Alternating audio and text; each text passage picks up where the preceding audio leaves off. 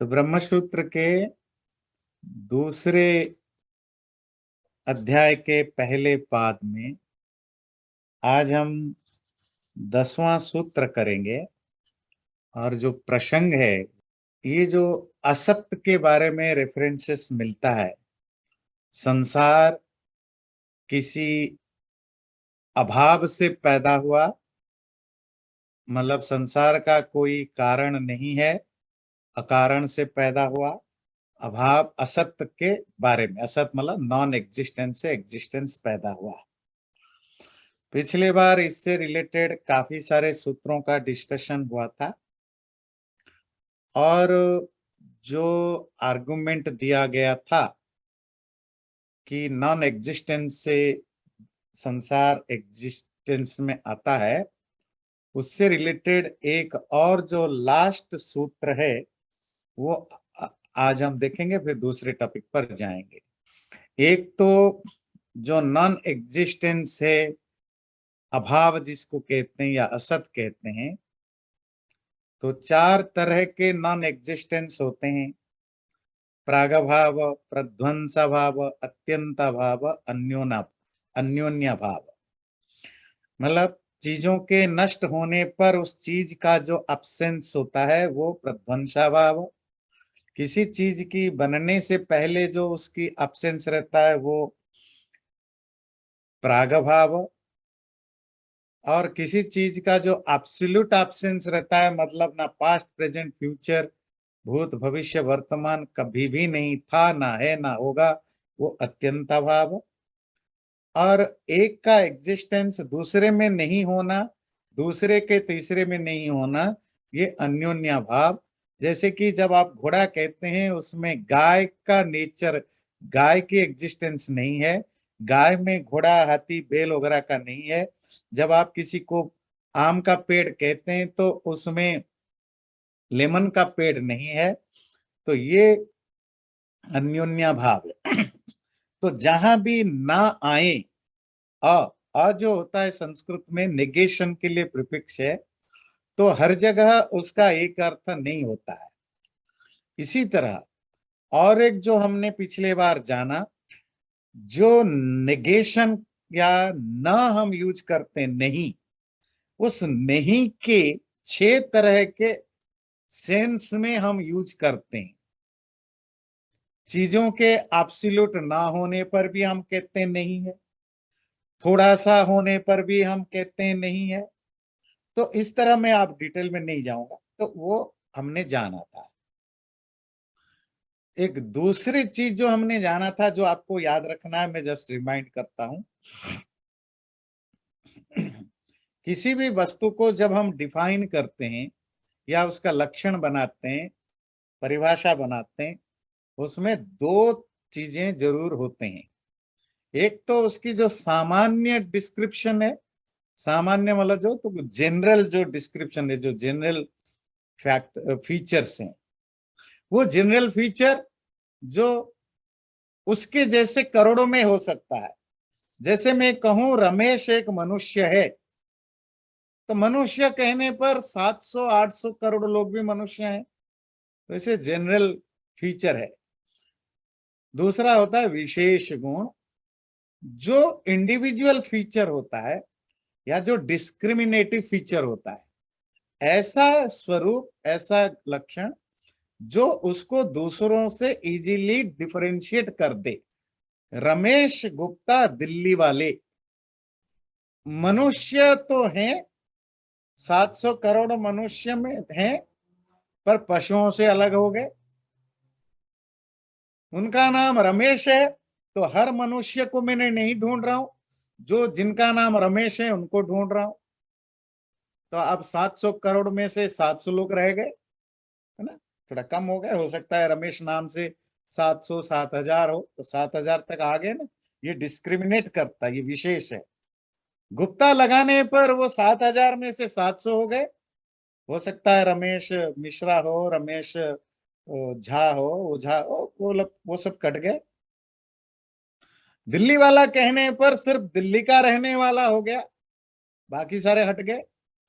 आपने कहा दिल्ली के चांदनी चौक का रहने वाला, वो जो एड्रेस आपने लगाया, वो एड्रेस देते ही, या अगर एड्रेस नहीं दिया उसका प्रोफेशन बताया, तो उससे वो और ज्यादा एक्सक्लूसिव हो जाता है। ये जितने सारे गुण हैं, ये डिस्क्रिमिनेट करते हैं, ये इंडिविजुअल कैरेक्टर को जनरलाइजेशन से बचाते, अलग करते जाते हैं। इनको विशेष गुण कहते हैं। ये सामान्य और विशेष गुण का ध्यान रखिए जो डिस्कशन में अभी चल रहा है। नेगेशन का तो बता दिया।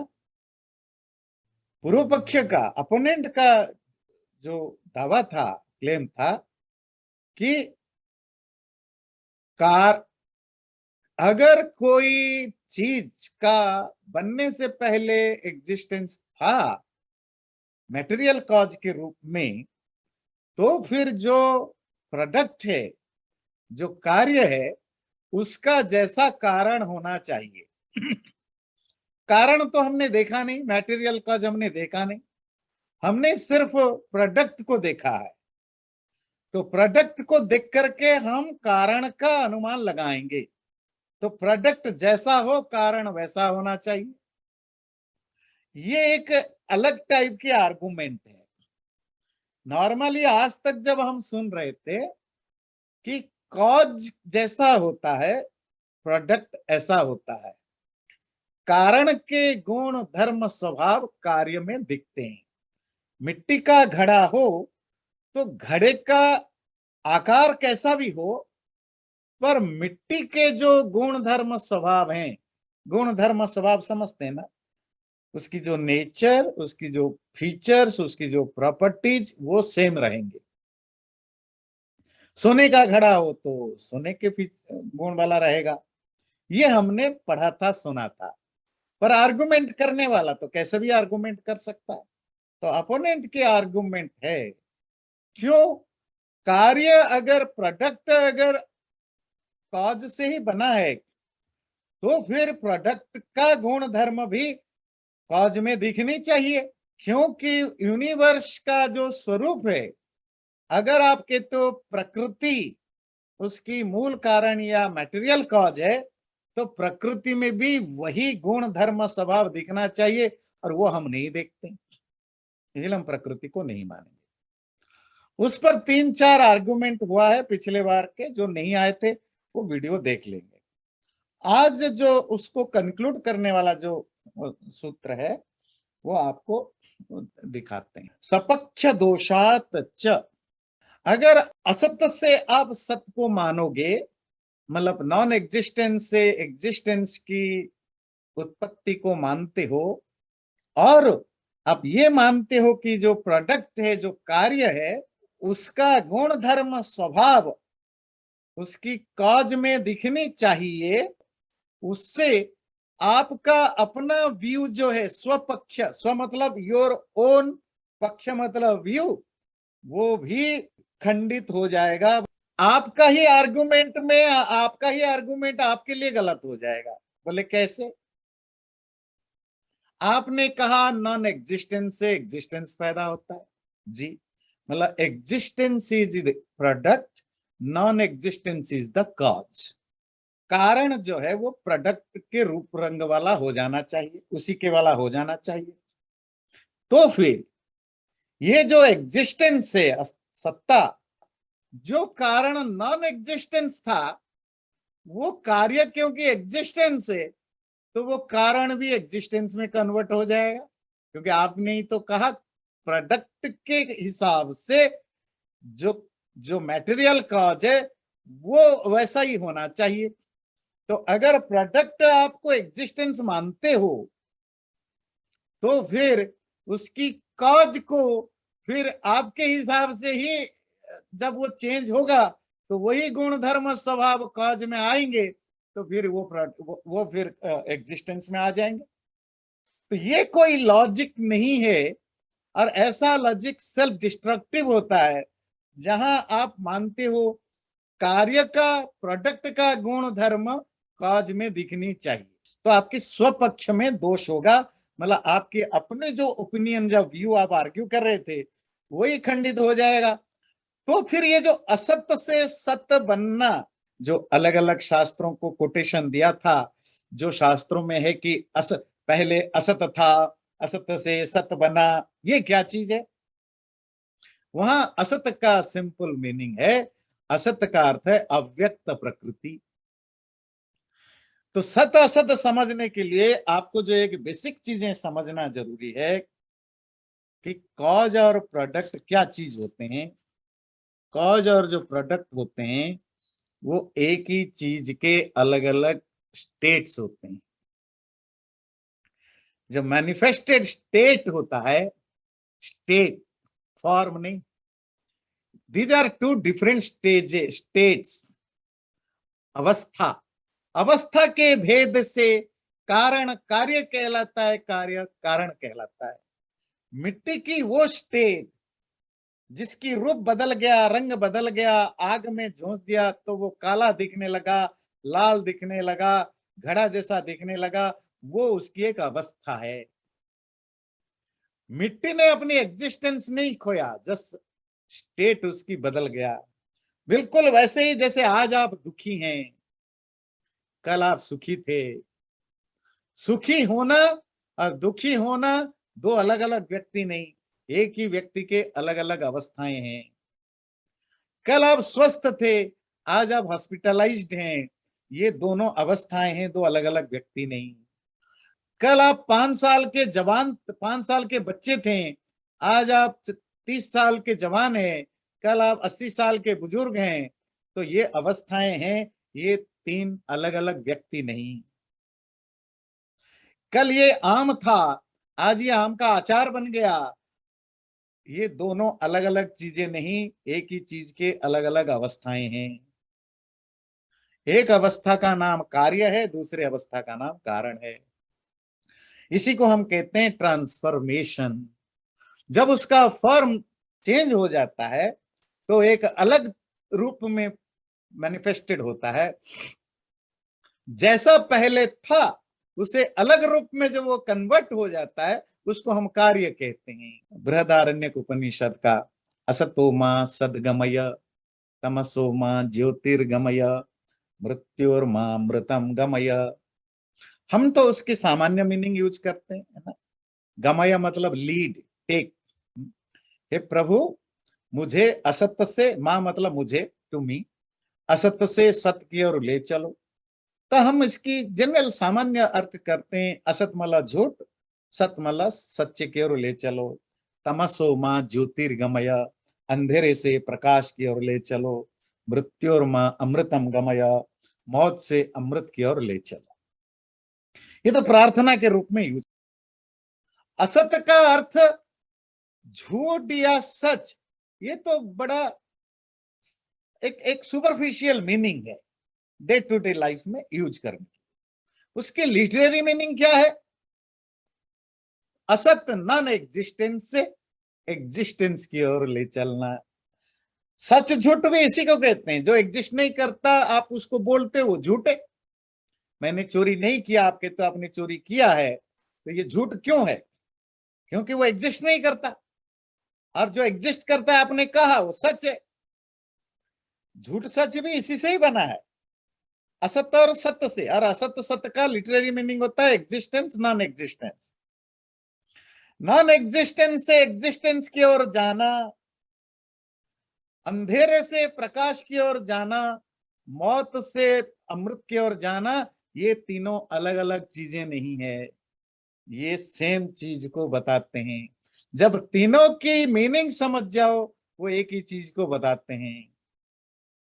नॉन एग्जिस्टेंस मतलब अंधेरा, मृत्यु, विनाश, प्रलय। तो जब चीजें दिखाई नहीं देता, जब चीजें व्यक्त नहीं हो, व्यक्त मतलब मैनिफेस्टेड ना हो, या दृश्य मतलब विजिबल मतलब इंद्रिय ग्राह्य ना हो, शटल फॉर्म में चला जाए एटॉमिक लेवल पर, उसी को हम असत कहते हैं। मतलब हमारे लिए एग्जिस्ट नहीं करता, ये एक रिलेटिव वर्ड है, क्योंकि हम उसको यूज नहीं कर पा रहे, सेंसेस के द्वारा ग्रहणीय नहीं हो पाता है। और संसार इसी से ऐसे ही बनता है, प्रकृति असत रूप में, मतलब अनमैनिफेस्टेड फॉर्म में, और उससे जो मैनिफेस्टेड होता है वो हमें दिखाई देता है। वो यूजेबल होता है, वो सेंसेबल होता है, वो नोएबल होता है। जो दृश्य, ज्ञेय, भोग्य अवस्था, मैंने अंग्रेजी में बोला, उसका संस्कृत भी बताया, भोग्य अवस्था में आ जाता है तो हम कहते हैं कि ये संसार है या संसार का कोई वस्तु है। तो संसार कैसे चलता है? असत्य से सत्य की ओर जाता है। और उसको दूसरे ढंग से जब असत्य होता है, जब मैनिफेस्टेड फॉर्म में नहीं होता है, तो उसका फॉर्म क्या होता है? तमह, अंधेरा। अंधेरा मतलब क्या है? इग्नोरेंस भी डार्कनेस है, इनविजिबिलिटी भी डार्कनेस है, अनोएबिलिटी भी डार्कनेस है ना, अज्ञेयता। और जब चीजें बनने लगा, ज्योति प्रकाश में आ गया, मैनिफेस्टेड हो गया। जब चीजें अनमैनिफेस्टेड फॉर्म में हो, प्रलय अवस्था में, उसकी तीसरा नाम क्या होगा? मृत्यु। संसार की प्रलय कहते हैं, हमारा मृत्यु कहते हैं, और मैटेरियल वर्ल्ड को अविनाश कहते हो, ध्वंस कहते हो। पर एक ही बात है, मृत्यु। मृत्यु से अमृत बनना। तो ये तीनों इंटर बड़े रिलेटेड होते हैं। प्रकृति जो है वो असत्य रूप में, प्रकृति मतलब जो मूल प्रकृति प्रधान, उसी को असत कहा, उसी को मृत्यु कहा, उसी को तम कहा। और जो विकृति रूप में आया, विकृति मतलब जो ट्रांसफॉर्म्ड होकर के आया, उसी को विकृति कहते हैं, उसी को एग्जिस्टेंस कहते हैं, उसी को प्रकाश कहते हैं, आदि आदि। जो शास्त्रों में जहां असत शब्द है, वो एक्चुअली अनमैनिफेस्टेड फॉर्म प्रकृति के लिए यूज हुआ है, न कि एब्सोल्यूट नॉन एग्जिस्टेंस की बात करता है। आप कहेंगे ऐसे कैसे पता चला? इसीलिए पिछले बार आपको अभाव का क्या मीनिंग है, नेगेशन से कितने तरह के मीनिंग होते हैं, शास्त्रों में नहीं, डे टू डे लाइफ में, उन चीजों पर पिछले बार इसीलिए डिस्कशन किया कि आपका एक बेसिक बन जाए इन चीजों को समझने के लिए। तो आचार्य जी, मैं एक कमेंट करना चाहता था इस पर। जब जब ये बोलते हैं कि असत से सत की उत्पन्नता हुई, तो उसमें आपने जैसे कहा कि खुद ही अपने आप को गलत सिद्ध कर रहे हैं बोलते हुए, तो ऐसा भी तो लग सकता है कि जब असत जो है, अगर वो प्रकृति है, मूल प्रकृति है, तो उसमें तो स्थूलता है, उसमें रूप है, रंग है, गंध है, स्पर्श है, वो सब चीजें हैं जो तन्मात्राएं हैं। तो फिर अगर उसी को आप सत्य में बोलोगे कि परमात्मा को बोलोगे, तो फिर आप गलत बोल रहे हो एक तरह से। वही सत्य शब्द से परमात्मा का अर्थ आप क्यों करेंगे? सत्य मतलब एग्जिस्टेंस। हाँ, एग्जिस्टेंस। एग्जिस्टेंस अकेले परमात्मा का थोड़े ही, आत्मा का भी है, परमात्मा का है, संसार का है। हम आत्मा परमात्मा को इसमें नहीं ला रहे, हम सिर्फ जो टॉपिक है प्रोडक्ट एंड मटेरियल कॉज। ये जो यूनिवर्स नॉन एग्जिस्टेंस से पैदा हुआ, या प्रकृति से पैदा हुआ, या ब्रह्म से पैदा हुआ, उस पर डिस्कशन है। उसमें आत्मा परमात्मा का अभी कोई डिस्कशन टॉपिक नहीं है। ठीक। तो अगर आप कहोगे नहीं, ब्रह्म से पैदा हुआ मतलब चेतन उसका कारण है, तो उस पर तो हम काफी डिस्कशन कर चुके हैं। ब्रह्म से संसार पैदा नहीं हो सकता, क्योंकि फिर कारण के गुण धर्म स्वभाव कार्य में होना जरूरी है। मिट्टी के सारे गुण धर्म स्वभाव घड़े में होते हैं। सोना, गोल्ड और गोल्डन चीजों में गुण धर्म स्वभाव ऑलवेज इज सेम, सिर्फ अवस्था चेंज होता है, फॉर्म चेंज होता है। अगर ब्रह्म को कारण मानेंगे, फिर सारा संसार में कोई जड़ नहीं होगा, सब चेतन होंगे। आत्मा से भी बने सेम चीजें, आत्मा भी किसी का मैटेरियल कॉज नहीं, ना परमात्मा है। फिर सारे चेतन होना चाहिए, सारे ज्ञान होना चाहिए, और परमात्मा से बनेंगे तो सब आनंद पूर्ण होना चाहिए। पर ये संसार जो है वो इनर्ट है, ये इनर्शिया है, इसमें जड़ता है, ये और इसमें सेंसेशन भी नहीं है, तो इसीलिए ब्रह्म से नहीं बन सकता। अब दूसरा है कि अचेतन कारण मतलब प्रकृति कारण है, तो प्रकृति कारण हो तो फिर उसमें की गुण धर्म स्वभाव उसकी प्रोडक्ट में दिखना चाहिए। तीसरा जो पक्ष जो हम पिछले 2 दिन से डिस्कस कर रहे हैं वो है कि ना ब्रह्म कारण है ना प्रकृति कारण है, अपितु अभाव नॉन एग्जिस्टेंस ही कारण है। तो आर्गुमेंट उस पर चल रहा है। उस कॉन्टेक्स्ट में सवाल आया कि जो उपनिषदों में या ऋग्वेद आदि में जो असत शब्द मिलता है कि पहले असत था फिर सत सृष्टि हुई, वो असत का क्या मतलब है? आप अगर लॉजिकली के आर्ग्यू करते हो कि नहीं असत्य से नॉन एग्जिस्टेंस से एग्जिस्टेंस पैदा नहीं हुआ, चलो लॉजिकली आपके बात मान गए, पर आपके जो शास्त्र कहते हैं आप इसको कैसे व्याख्या करोगे? तो फिर वो कहते हैं शास्त्रों में जहां भी वेद उपनिषद आदियों में जहां असत शब्द का यूज हुआ है सृष्टि के आरंभ में, वो असद अनमैनिफेस्टेड मटेरियल कॉज मतलब मूल प्रकृति के लिए यूज हुआ है। और आप कहेंगे कैसे? आप कहेंगे ऐसे अशब्द है, निगेशन है, ना सत असत, सत मतलब existence, non existence, non existence से प्रकृति अर्थ कैसे ले लेंगे? इसी के लिए पिछले बार आपको क्लास लिया था कि जो फिलोसॉफिकली या जो लैंग्वेज में जो निगेशन यूज होता है वो हमेशा एब्सोल्यूट एब्सेंस के लिए नहीं होता, उसकी 6 तरह के मीनिंग के लिए हम यूज करते हैं, और अभाव शब्द जो यूज करते हैं वो भी 4 तरह से यूज करते हैं। तो ये जो प्रकृति के अर्थ में भी एक उनमें से मीनिंग यूज होता है। नहीं तो अगर आप नहीं मानोगे, नहीं हम तो निगेशन हमेशा एब्सोल्यूट एब्सेंस के लिए करते, फिर तो रोज आप झूठा साबित होंगे। जब भी आपको कोई पैसा मांगेगा कि मुझे $100 दे दो और आपके पॉकेट में अगर $10 है तो आप हाँ नहीं कहते हो, आप ना कहते हो कि नहीं मेरे पास पैसा नहीं है। और वो अगर वो चेक करेगा $10 मिलेगा, बोलेगा देखो आपने तो झूठ बोला। इसको झूठ नहीं कहा जाता है, क्योंकि ये जो अल्पता ये भी नेगेशन का एक मीनिंग है। इसी तरह और 5 मीनिंग है। जो चीजें होने पर भी दिखाई हमारे पास ना हो, हमारे लिए ग्राह्य एक्सेसिबिलिटी जिसका नहीं हो, तो उसको भी हम नेगेशन के द्वारा यूज करते हैं।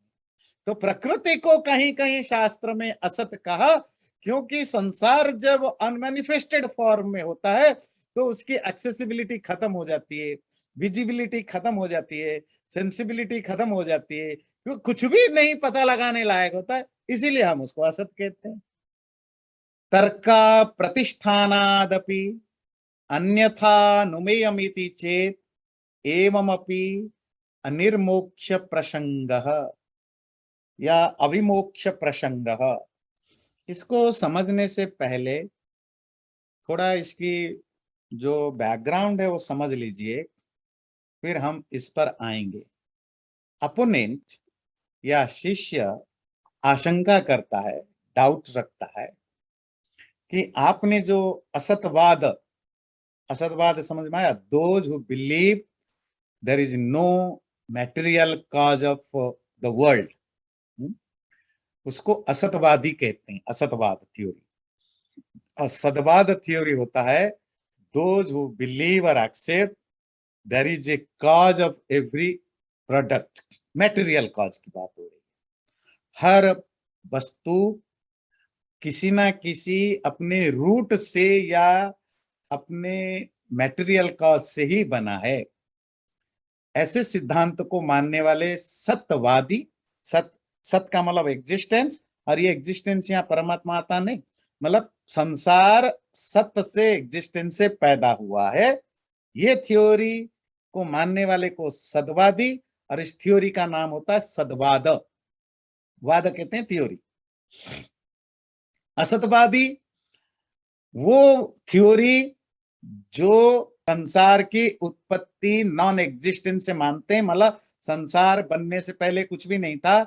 जब तर्कों के द्वारा, तर्क मतलब आर्गुमेंट के द्वारा जब उस बात का खंडन किया तो उसमें एक पॉइंट दूसरा उठा। तो शंका वो कर रहे हैं कि आपने तर्कों के द्वारा हमारे स्वपक्ष दोष दिखाया, ये दिखाया कि ये मानो तो ये होगा, ये मानो तो ये होगा, ये आपने तर्कों के द्वारा बताया। पर तर्क अप्रतिष्ठित होते हैं। सूत्र देखिए, तर्क अप्रतिष्ठानादपि, because reasoning has no sure basis. बस इतना ही रखिए। कोई भी आर्गुमेंट कभी कांस्टेंट बेस पर नहीं होता है। क्यों नहीं होता? क्योंकि आर्गुमेंट या रीजनिंग इंडिविजुअल ओपिनियन पर बेस्ड होता है। और अगर आप बहुत ज्यादा इंटेलिजेंट है, बहुत स्मार्ट है, टैलेंटेड है, तो आप कोई भी डिस्कशन हो, आप अपने आर्ग्यू से हमेशा जीतेंगे। इसीलिए नहीं जीतेंगे कि आपने कोई ट्रूथ को एस्टैब्लिश किया, इसीलिए कि आप टैलेंटेड हो, इंटेलेक्टेड हो। इंटेलेक्ट आपका क्योंकि हाई है, आप किसी भी चीज में कैसा भी तर्क ढूंढ लेते हो। तो आप जीत गए, इट डजंट मीन दैट कि आप ट्रूथ को, वो ट्रूथ है। क्योंकि कल जब तुमसे कोई ज्यादा टैलेंटेड आएगा, तुमसे जब बड़ा इंटेलेक्चुअल आएगा, वो तुम्हारी बात को भी काट देता है। फिर उसके कोई बड़ा आएगा तो उसकी बात को भी काट देता है। केवल आर्गुमेंट, ड्राई आर्गुमेंट या सूखा आर्गुमेंट कभी किसी थ्योरी को एस्टैब्लिश नहीं करता। आर्गुमेंट में आप अगर दूसरे को हरा देते हो, इट मीन्स आप ज्यादा स्मार्ट हो, ज्यादा इंटेलिजेंट हो।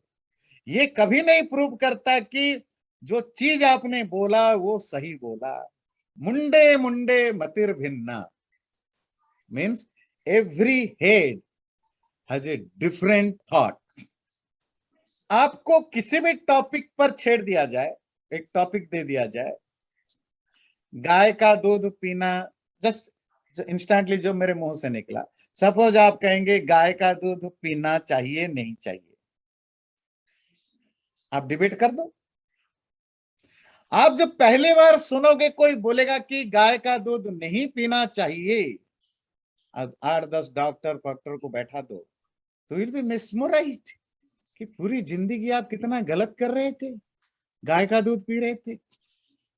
फिर जो नेक्स्ट डिबेटर आएगा जिसका टॉपिक होगा कि गाय का दूध अच्छा है, अच्छा, अरे सचमुच ये तो पहले वाले ने पागल बना दिया, ये ज्यादा सही बोल रहा है। फिर वही जो फर्स्ट डिबेटर है वो थर्ड टाइम बोलने आएगा, फिर वो जो आर्गुमेंट, अब इंटेलेक्ट, वो कोई फालतू के लॉजिक नहीं दे रहे हमारे आपकी तरह यार, सॉलिड आर्गुमेंट दे। आप पूरे 2 घंटे के इसमें हर 2 मिनट में आपको ठंड लगेगा, फिर गर्मी लगेगी, ठंड लगेगा, गर्मी लगेगी। आप कहोगे दूध नहीं पीना चाहिए, आधे घंटे बाद लगेगा पीना चाहिए, फिर लगेगा पीना चाहिए, नहीं पीना चाहिए। आज जब बाहर आओगे, जो लास्ट वक्ता होगा वो जो बोलेगा उसी को मानकर आओगे। अगर वो लास्ट नहीं होता तो फिर और कुछ आप मानते। आर्गुमेंट में आप जितने स्मार्ट होंगे, आप इतना जीतेंगे। तो इसका क्या अर्थ है कि आर्गुमेंट बेकार है? नहीं, बेकार नहीं है। आर्गुमेंट हमेशा बेस पर नहीं होता, हमेशा बेसिक पर नहीं होता, क्योंकि हर व्यक्ति की अपनी अपनी ओपिनियन है, और वो ओपिनियन को जस्टिफाई करने के लिए अगर वो कम पढ़ा लिखा, कम स्मार्ट है तो एस्टेब्लिश नहीं कर सकता। अगर बहुत स्मार्ट है, बहुत इंटेलिजेंट है, तो वो इजीली अपनी बात को एस्टैब्लिश कर सकता है। और दूसरा उससे ज्यादा बड़ा ज्ञानी आए, वो उसको काट देगा। क्योंकि जो तर्क होते हैं वो तर्क तो अप्रतिष्ठान होते हैं। अप्रतिष्ठान मतलब उनकी कोई प्रतिष्ठा, कोई बेस ज्यादा स्ट्रांग नहीं होता है। वो तो आपकी इंटेलिजेंट पर डिपेंड करता है कैसे चेंज करे। अन्यथा अनुमेयम, अनुमान प्रमाण के द्वारा व इन्फ्रेंस के द्वारा हम उस तर्क की कोई प्रतिष्ठा या बेसिस को भी प्रूव कर सकते हैं। पहले क्वेश्चन समझ लीजिए, तर्कों का बेसिस नहीं होता, अल्दो तर्कों की बेसिस नहीं होते हैं, उसके बावजूद भी उसको इन्फरेंस प्रमाण के द्वारा, अनुमान प्रमाण के द्वारा उसको एस्टैब्लिश किया जा सकता है। एवमपि अनिर्मुख्य प्रसंग, उसमें भी तर्कों की जो बेसलेसनेस वो अभी भी वैलिड होगा। तर्क ओपिनियन बेस्ड होते हैं, तर्क समझते हैं ना, आर्गुमेंट। आर्गुमेंट हमेशा ट्रूथ बेस्ड नहीं होते हैं, most of time opinion based होते हैं। ओपिनियन बेस्ड का मतलब वहां जरूरी नहीं कि वहां ट्रूथ हो, वहां रियलिटी हो, ओपिनियन बेस्ड भी होते हैं। और जो फुल प्रूफ ना हो वो एविडेंस नहीं हो सकता। किसी भी चीज की सत्यता को परखने के लिए फुल प्रूफ होना जरूरी है। इसीलिए आप कोर्ट में भी देखेंगे, अगर आर्गुमेंट से ही ट्रूथ प्रूफ होता फिर एविडेंस की क्या जरूरत पड़ती। दूसरा, अगर कोई कहे नहीं इन्फरेंस अनुमान प्रमाण के द्वारा तर्क को सिद्ध किया जा सकता है, उसके बावजूद भी हम कहेंगे इससे तर्कों की जो बेसलेसनेस है वो उस दोष से छुटकारा नहीं मिलेगा। आपको जो समझना है, सूखा आर्गुमेंट मीन्स ओनली आर्गुमेंट या ड्राई आर्गुमेंट कभी भी किसी ट्रूथ तक नहीं लेता है। आर्गुमेंट नेसेसरी है, पर आर्गुमेंट की वैलिडिटी तभी होती है जब दूसरे प्रमाण होते हैं। हमारे शास्त्रों में भी आर्गुमेंट को प्रूफ माना गया है, पर अकेले एक्सक्लूसिव प्रमाण नहीं माना गया। जैसे मैं आपको कुछ कोट करना चाहूंगा, बृहदारण्यक उपनिषद में, और मोस्ट ऑफ लोग, आप लोग भी सुना होगा, वो बड़ा प्रसिद्ध वाक्य आता है जो याज्ञवल्क्य मैत्रेयी से कहते हैं, आत्मा व अरे द्रष्टव्य श्रोतव्यो मंतव्यो निदिध्यासितव्य। वो जो आत्मा हे मैत्रेयी, उसको देखना चाहिए, रियलाइज करना चाहिए। श्रोतव्य, सुनना चाहिए। सुनना मतलब आत्मा के बारे में शास्त्रों से, उस समय तो पढ़ा नहीं जाता था ना, तो गुरुओं से सुना जाता था, मतलब शास्त्रों को सुनना चाहिए। मंतव्य, मनन, और उस पर आपको रिफ्लेक्ट करना चाहिए। फिर निदिध्यासितव्य, फिर उस पर आपको मेडिटेट करना चाहिए। आत्मा के जानने के 4 स्टेजेस बताया। शास्त्रों को पढ़ना, कल आप श्री जी पूछ रहे थे ना कि शास्त्र पढ़ना क्या फिर बेकार है, अगर हम स्पिरिचुअलिटी मतलब केवल शास्त्र पढ़ना नहीं, बेकार नहीं। शास्त्र पढ़ना फर्स्ट स्टेप है। शास्त्र नहीं पढ़ेंगे तो फिर आप पेड़ को भगवान मानोगे, मिट्टी को भगवान मानोगे, साईं बाबा को भगवान मानोगे, शनि ग्रह को भगवान मानोगे, और पता नहीं किस किस को भगवान मानते फिरोगे। जीसस को मानोगे, फिर पता नहीं चौथे आसमान वाला, 8वें आसमान वाला मानोगे, क्या क्या मानोगे, कोई उसका कोई लिमिटेशन नहीं रहेगा। तो स्वाध्याय, सेल्फ स्टडी जरूरी है। श्रोतव्य, आत्मा के बारे में पहले जानो, सेकेंड हैंड नॉलेज लो। फर्स्ट हैंड नॉलेज है थोड़ी कि बैठ गए सब पता लग गया। फिर मंतव्य, ये जो रिफ्लेक्शन है, ये रिफ्लेक्शन उस आर्गुमेंटेटिव स्टेज को डिफ्लेक्ट करता है। फिर तुम उसको रिफ्लेक्ट करो, वो जो आपने पढ़ा सुना वो कितना सही है, कितना वैलिड है, इनवैलिड है। देखिए पूरे उपनिषदों में, वेदांतों में कितने क्वेश्चन आंसर हो रहे। क्वेश्चन क्यों पूछा जा रहा है? क्योंकि उसके अंदर डाउट है। वो उसकी जो लॉजिक, उसको अभी भी लॉजिक में फ्लॉ लग रहा है, वो रैशनैलिटी पर अभी भी उसके क्वेश्चन मार्क है। इसीलिए तो क्वेश्चन पूछ रहा है ना। क्वेश्चन पूछना is one aspect of argument. Argument सिर्फ झगड़ा नहीं होता है, डिबेट नहीं होता, क्वेश्चन आंसर भी आर्गुमेंट के पार्ट होते हैं। और उपनिषदों में, वेदांतों में, दर्शन शास्त्रों में हम हर जगह क्वेश्चन को देखते हैं। ये क्वेश्चन पर वो कब पूछता है? जब पढ़ लिख लिया। अभी प्रश्न उपनिषद पढ़ रहे हैं ना, तो उसमें आपने क्या इंट्रोडक्शन में पढ़ा? 6 लोक आए और वो सबके सब सर्वशास्त्र, सब शास्त्रों को पढ़ लिया था, और तब भी और काफी सारा मनन वगैरह किया था, उसके बाद भी उनके कुछ क्वेश्चंस क्लियर नहीं थे, तब आए पूछने। वैसे पूछने नहीं आते, पूछना एक तरह का आर्गुमेंट। देखिए, दो तरह के क्वेश्चन होते हैं। एक तो प्योर अज्ञान से, मतलब मैं कुछ नहीं जानता हूं, मैंने सवाल पूछा। सपोज आप पूछेंगे आत्मा क्या है, तो ये बेसिक क्वेश्चन होता है। कोई व्यक्ति बिल्कुल प्राइमरी स्टेज में है, उसको कुछ नहीं पता, वो पहला सवाल पूछेगा आत्मा क्या है, शरीर क्या होता है। कोई भी चीज में आप कहेंगे 1+1 क्या होता है, ये बेसिक क्वेश्चन है। ठीक है। दूसरे तरह के क्वेश्चन क्या होते हैं, जो आपने पढ़ लिख लिया, आप सारा समझ गए, अब आपको कॉम्प्लिकेशंस दिखाई दे रही, कुछ चीजें कंफ्यूजिंग होते हैं, कुछ चीजें आपको क्लिक नहीं कर रहे हैं। शास्त्र आचार्य तो बता के चले गए, प्रोफेसर तो समझा के चले गए, पर आप मनन किया, आपने उस पर सोचा, रिफ्लेक्ट किया, आपको लगा ये चीजें अभी भी डाइजेस्ट नहीं हो रहा है। डाइजेस्ट नहीं हो रहा मतलब you are not agree still, तो आप जाते हो प्रश्न पूछने के लिए। वो प्रश्न आर्गुमेंट का एक फॉर्म होता है। फिर गुरु आंसर देता है, उसमें आपको सेटिस्फेक्शन नहीं होता है, फिर आप सप्लीमेंटरी क्वेश्चन पूछते हो। ये सप्लीमेंटरी क्वेश्चन क्या, again the argument. So argument बहुत तरह के होते हैं, डिबेट के रूप में भी होते हैं, क्वेश्चन आंसर के भी रूप में होते हैं, तो कितने तरह के भी हो सकते हैं।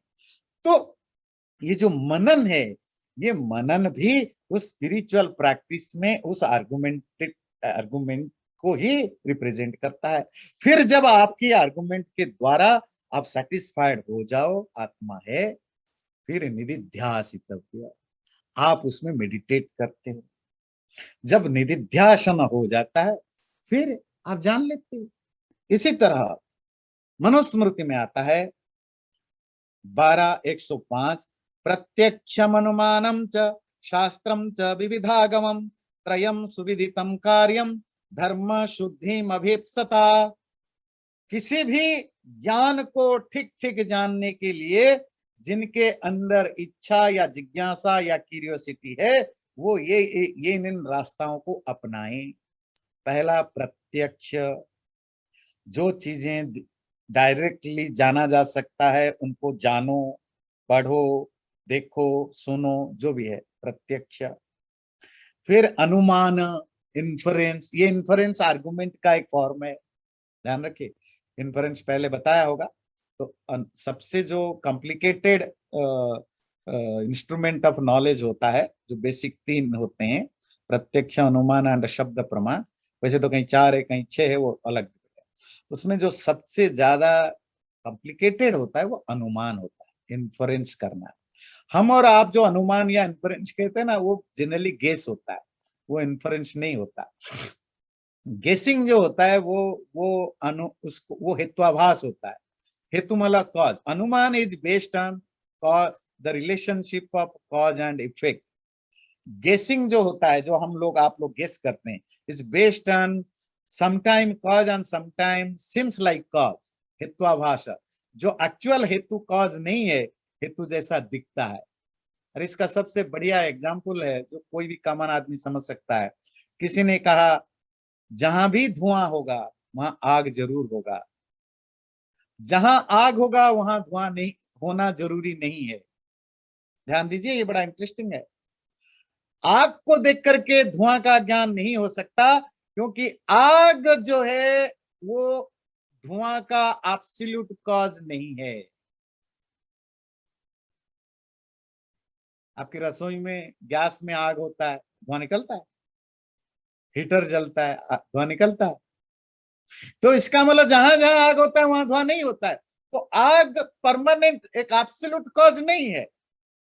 तो कॉज कौन है? अर्द्रेंधन संयुक्त अग्नि। वो आग जिसमें गीली लकड़ी हो। उस समय गीली लकड़ी थी, आजकल आप और कुछ जोड़ दो, जहां आग के साथ कोई प्रॉपर फ्यूल ना हो वहां धुआं होता है। इसीलिए आग देख करके धुआं का ज्ञान अगर कोई बताए मैंने आग देखा तो धुआं जरूर होगा, ये फॉल्स है। पर हाँ, अगर धुआं देखा तो आग पक्का है। यत्र यत्र धूमा तत्र तत्र वह्नि, जहां जहां भी आग धुआं होता है वहां आग होना निश्चित है। बोले क्यों? क्योंकि धुआं तभी निकलता है जब आग में कुछ ऐसी चीजें जल जाती हो जो प्रॉपरली नहीं जल पाता हो। और दूसरा लॉजिक है, धुआं और कहीं निकलता ही नहीं है। एक्सक्लूसिवनेस जब तक ना हो, कॉज एंड इफेक्ट के रिलेशनशिप में जब एक्सक्लूसिव नेचर ना हो, और नंबर 2 जब परमानेंट नेचर ना हो, तो वो अनुमान नहीं हो सकता। तो आपने देखा आपकी रसोई में कभी कभी धुआं निकलता है, कभी नहीं निकलता। जब निकलता है तो आग से ही निकलता है। दूसरों के रसोई में भी देखा धुआं निकलता है, हवन करते हुए देखा वहां भी कभी कभी धुआं निकलता है। तो आप समझ गए कि धुआं केवल तभी निकलता है जब आग होता है। तो आप निश्चित हो गए।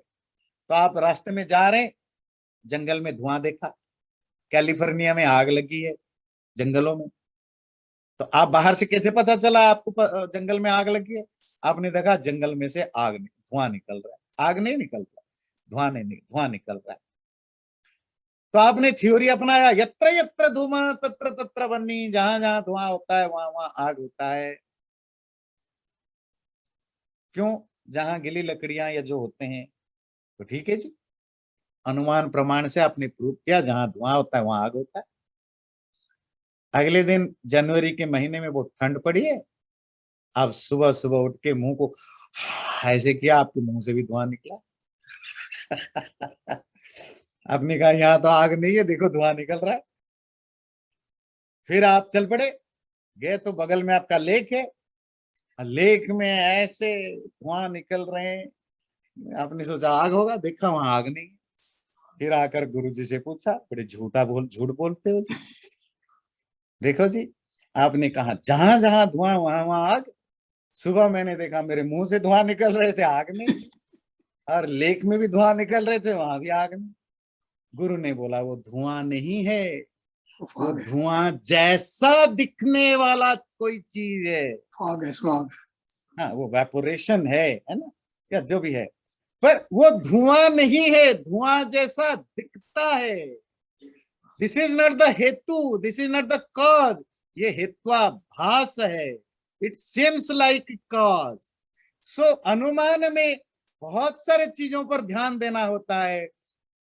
जिसको तुम कॉज मान रहे हो, या वो कॉज है या इट लुक्स लाइक कॉज। जिसको तुम इफेक्ट मान रहे हो, वो इफेक्ट एक्चुअली है और इट लुक्स लाइक इफेक्ट। देखिए, पूरा आपकी जो साइंस का वर्ल्ड है, टेक्नोलॉजी का वर्ल्ड है, इट्स ऑल बेस्ड ऑन अनुमान प्रमाण। पर अनुमान प्रमाण हमेशा इसके लिए जो सबसे ज्यादा जरूरी होता है, कॉज की वैलिडिटी को चेक किया जाए, इफेक्ट की वैलिडिटी को चेक किया जाए, और उनकी रिलेशनशिप की इटर्नलिटी को भी चेक किया जाए। जहां भी आपकी चेकिंग में एक भी 0.1% गड़बड़ी पाई गई, तो फिर वो ज्ञान अभी भी फॉल्स ही निकलेगा। इसको अनुमान थोड़ा समझ में आता है। तो मनुस्मृति कहता है प्रत्यक्ष, वो तो डायरेक्ट है, आप बैठे हो मैं प्रत्यक्ष में भी कुछ कंडीशंस होते हैं, कभी कभी आपके आंखें देखता है पर झूठ, वो बहम होता है ना। अनुमान जो आर्गुमेंट बेस होता है। तीसरा शब्द प्रमाण, शास्त्रों का प्रमाण। शास्त्र प्रमाण क्या है? आप्त वचनम शब्द। जो रियलाइज्ड पर्सन है या जिसकी का अनुभव, जो बोल रहा है, जो सोच रहा है, जो कर रहा है, तीनों में हार्मोनी है और 24/7 टाइम उसमें सच्चाई है, ऐसा व्यक्ति को आप्त व्यक्ति कहते हैं। ऐसे आप्त व्यक्ति के वचन को शब्द प्रमाण कहा जाता है।